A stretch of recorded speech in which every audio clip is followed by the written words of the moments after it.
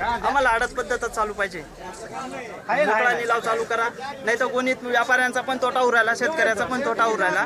त्याच्यात परत तुम्हाला सांगतो, मला आज 1500 रुपयाच्या गोणी लागली आहे. 1000 रुपये गेली असती माझी आज एवढ्या कांद्यावर मागे.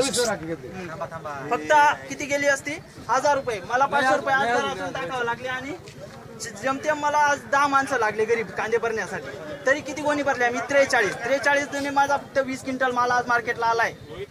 सांगा, आज त्याला 50 क्विंटल कांदा आणायचा एका दिवसाला, तो कसा काय आणू शकेल?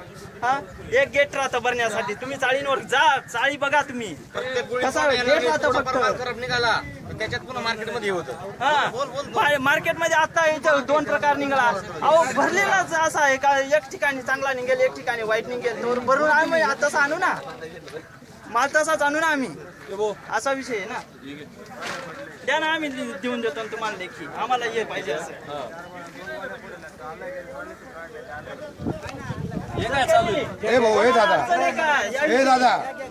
शेतकऱ्यांना अडचण आहे का? त्यांनी जर अडचण असेल या निलावाची तर इथं नाव टाका, सही करा आणि आपला मोबाईल नंबर द्या. म्हणजे सरकारने कम से कम आपल्याला एक कॉल तरी केला पाहिजे.